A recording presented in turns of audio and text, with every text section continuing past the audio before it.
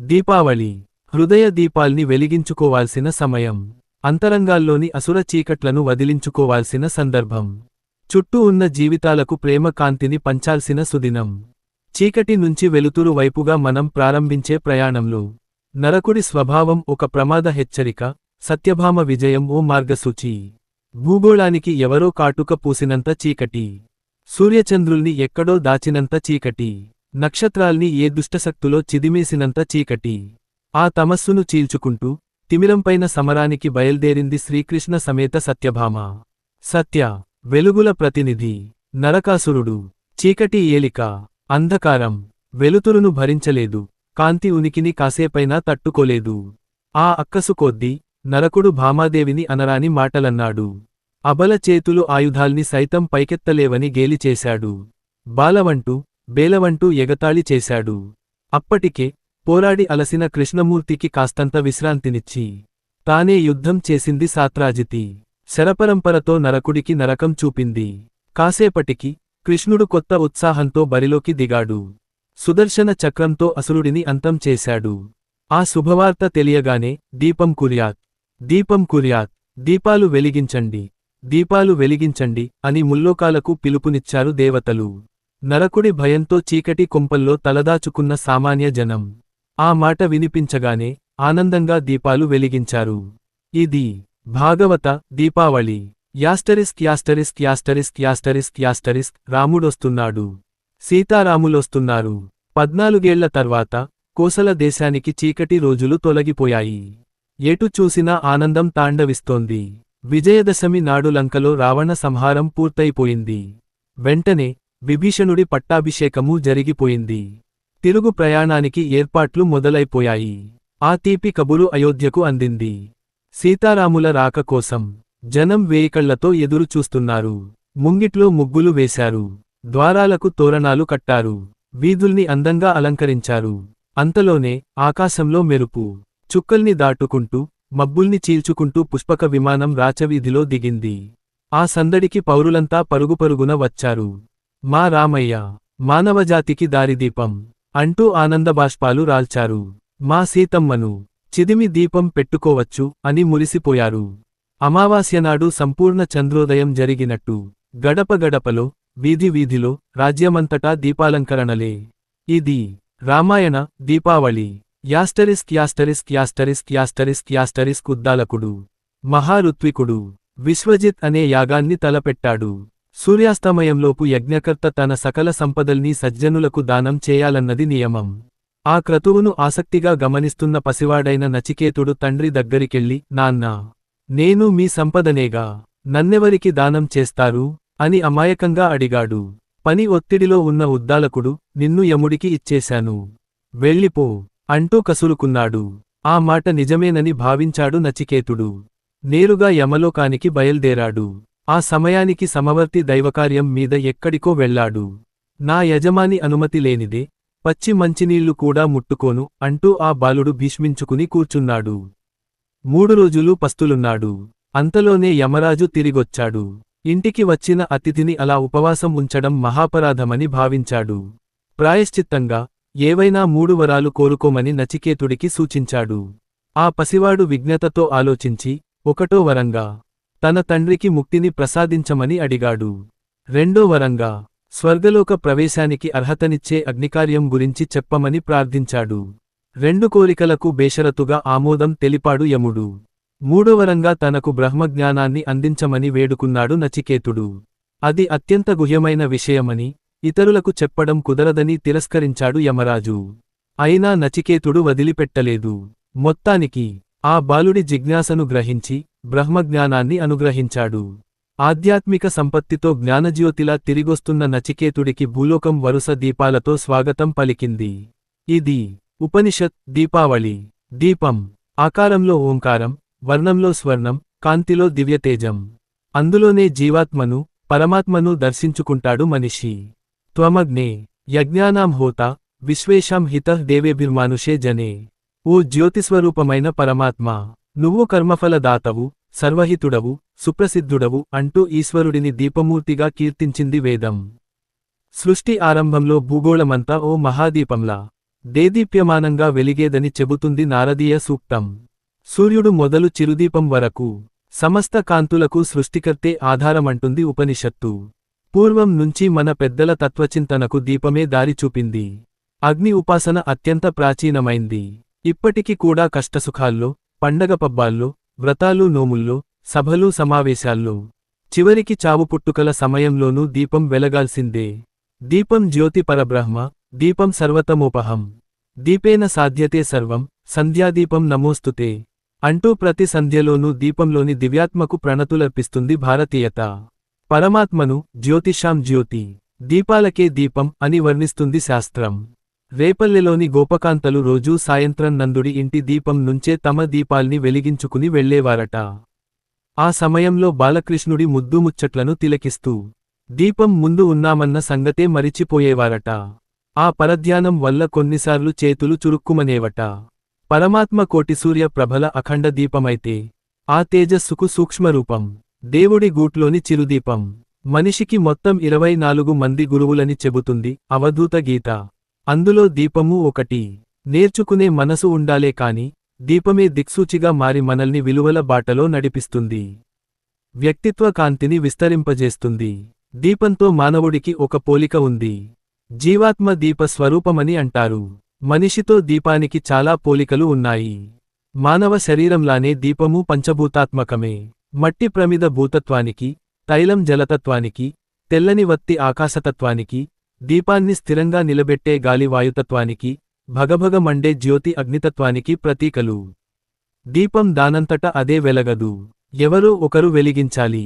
అంటే బలమైన ప్రయత్నం అవసరం.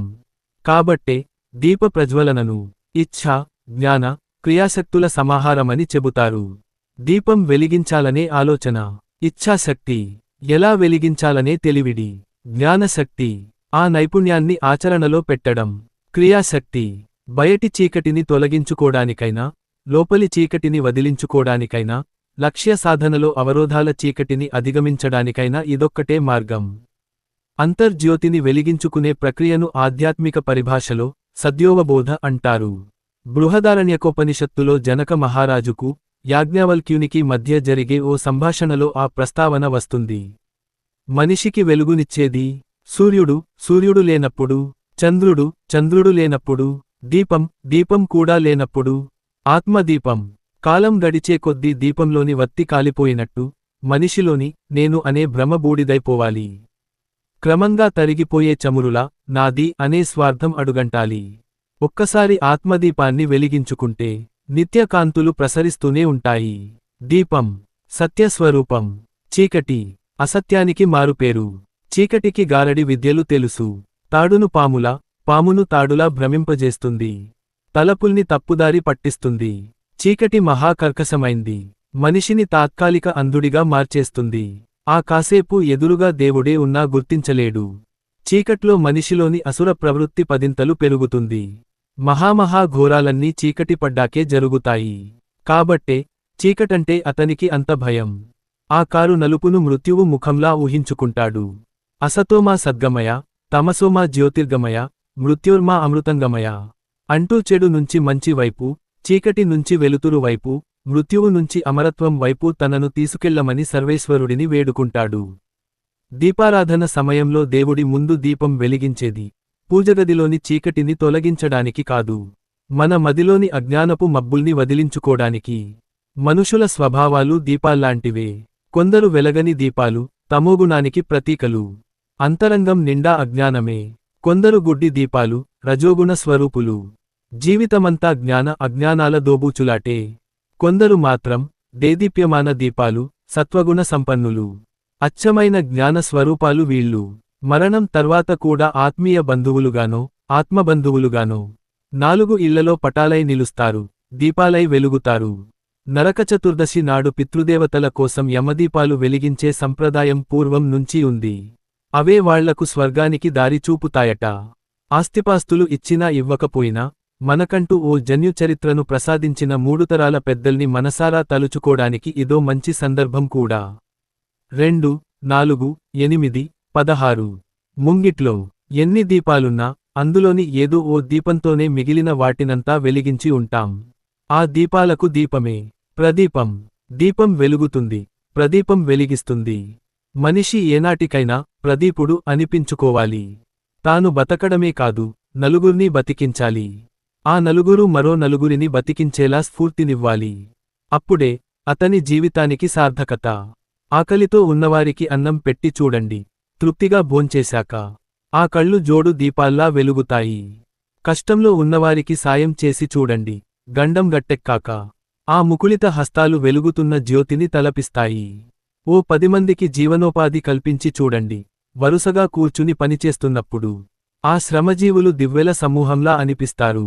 బుద్ధుడి మహాభినిష్క్రమణకు ముందు ఆనందుడనే శిష్యుడు కన్నీళ్లు పెట్టుకుంటూ, స్వామీ, ఇంతకాలం మీరు ఓ దీపమై దారి చూపారు.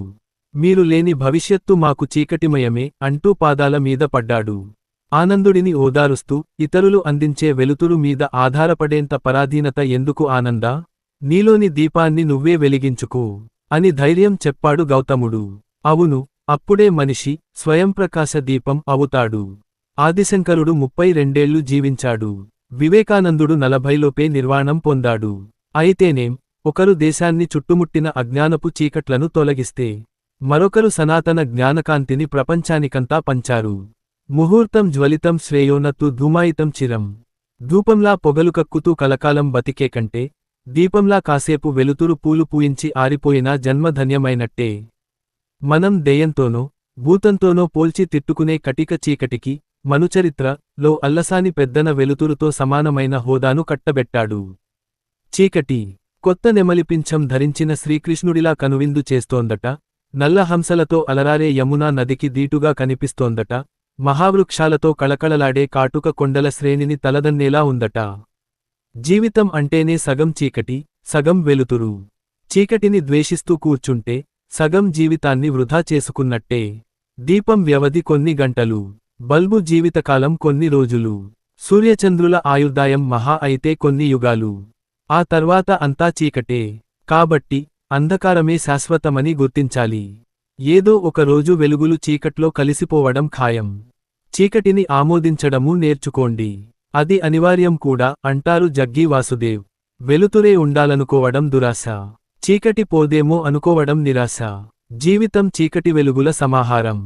ఎవరికి తెలుసు, కొన్నిసార్లు తైలం నిండుకోవచ్చు, వత్తి కొండెక్కిపోవచ్చు, ప్రమిద చేజారిపోవచ్చు. కారణం ఏదైతేనేం, చీకటి అనివార్యం అయినప్పుడు ఆ మార్పును సవినయంగా స్వీకరించాలి. సుఖదుఃఖాలు కూడా చీకటి వెలుగుల్లాంటివే. సుఖస్యానంతరం దుఃఖం, దుఃఖస్యానంతరం సుఖం. న నిత్యం లతే దుఃఖం, న నిత్యం లతే సుఖం. ఆ సంక్షోభ సమయంలో ఆత్మవిశ్వాస దీపాన్ని వెలిగించుకోవడమే వివేకవంతుల లక్షణం. ఓ శిష్యుడు తన గురువు దగ్గరికెళ్ళి, స్వామీ, వెలుతురు అంటే ఏమిటి అని అడిగాడు. దీంతో కాస్తంత దూరంలో ఉన్న ఆలయాన్ని చూపిస్తూ, అక్కడేం ఉన్నాయి నాయనా అని అడిగాడు గురువు. గోపురం, మహాద్వారం, గరుడధ్వజం, గర్భాలయం టకటకా చెప్పాడు శిష్యుడు. అంతేనా? ఆ గుడి ముందు కూర్చున్న యాచకుల్ని గుర్తించలేనంత కాలం నువ్వు చిమ్మచీకట్లో ఉన్నట్టే, నీ చుట్టూ వెలుతురు సోకనట్టే అని జవాబిచ్చాడు గురువు. సమ్యక్ కాంతి అంటే అదే. దీపావళికి మనమంతా వెలిగించాల్సిన మానవతా దీపమూ అదే. ధ్యాన కాంతి. మంత్రంతో పన్లేదు, బీజాక్షరం అవసరమే లేదు. దీపమే సద్గురువులా సాధకుడిని ధ్యానస్థితికి తీసుకెళ్తుంది. దీన్నే దీప ధ్యానమని, త్రాటక ధ్యానమని అంటారు. చీకటి గదిలో ఎదురుగా కనిపిస్తున్న దీపాన్ని కళ్ళార్పకుండా చూస్తూ క్రమంగా ఆ కాంతి గది నిండా, మది నిండా విస్తరిస్తున్న అనుభూతిని పొందుతాడు సాధకుడు. కొత్త ఆలోచనలు చుట్టుముట్టిన ప్రతిసారి దీపం ఆ చొరబాటును అడ్డుకుంటుంది. తొలుత 1-2 నిమిషాలతో ఈ సాధనను ప్రారంభించవచ్చు. సూర్యోదయ, సూర్యాస్తమయ సమయాలు ఇందుకు అనువైనవని చెబుతారు. దీపధ్యానం వల్ల ఆలోచనల్లో స్పష్టత వస్తుందని, జ్ఞాపకశక్తి పెరుగుతుందని అంటారు. నిద్రలేమికి పరిష్కారంగానూ సూచిస్తారు. ఆ సమయంలో సుఖాసనం, వజ్రాసనం ఇలా సౌకర్యవంతంగా అనిపించే ఏ యోగ ముద్రనైనా ఎంచుకోవచ్చు. కాకపోతే నేత్ర సంబంధమైన సమస్యలు ఉన్నవారు ముందుగా వైద్యుల్ని సంప్రదించడం మేలు. అనేక రూపాలు, సందర్భాన్ని బట్టి, ఉపాసనా రీతిని బట్టి దీపారాధన పద్ధతి మారిపోతూ ఉంటుంది. కార్తీక మాసంలో ఉసిరికాయలో దీపం వెలిగిస్తే మంచి జరుగుతుందని నమ్ముతారు. అదే నిమ్మకాయలో వెలిగిస్తే జగదంబ సంతుష్టురాలు అవుతుందని ఓ విశ్వాసం. ప్రత్యేక సందర్భాల్లో పిండిలోనూ దీపం వెలిగిస్తారు. ఇక ఆకుల్లో వెలిగించేది పత్రదీపం, పువ్వుల్లో వెలిగించేది పుష్పదీపం, కొబ్బరికాయలో వెలిగించేది నారికేళ దీపం, సగం నీరు, సగం నూనెతో వెలిగించేది జలదీపం, నదుల ఒడ్డున, సముద్రతీరాల్లోనూ వెలిగించేది తీరదీపం. దీప ప్రజ్వలనకు రకరకాల నూనెలు వాడుతున్నా నేతి దీపమే శ్రేష్టమని చెబుతారు. పత్తితోనే కాదు, తామరతోడు, అరటినార, జిల్లేడు మొక్కతోనూ వత్తులు చేస్తారు. దీపావళికి దీపదానాలు చేయడం సంప్రదాయం. దీనివల్ల సకల శుభాలు కలుగుతాయని, సర్వగ్రహదోషాలు తొలగిపోతాయని విశ్వసిస్తారు. నారదపురాణం దీపావళిని దీపదాన మహోత్సవం గా అభివర్ణించింది. క్షీరసాగ మథనం జరుగుతున్నప్పుడు మహాలక్ష్మికి దేవకాంతలు దీపాలు వెలిగించి స్వాగతం పలికారని పద్మపురాణం చెబుతోంది. దీపావళి లక్ష్మీపూజకు ఈ ఘట్టమే నేపథ్యం కావచ్చు.